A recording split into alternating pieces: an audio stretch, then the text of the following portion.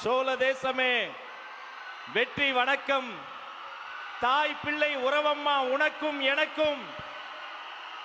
இனி அடுத்த சில நிமிடங்கள் அனல் பறக்கும். உலக தமிழர்களின் உள்ளங்களிலும் இல்லங்களிலும் ஒரே பேர் ஒலிக்கும். இதோ சோழ மண்ணில் தமிழக வெற்றி கழகத்தின் வெற்றி தலைவரே, தர்மத்தாயின் தவ புதல்வரே, வருக வருக வருக.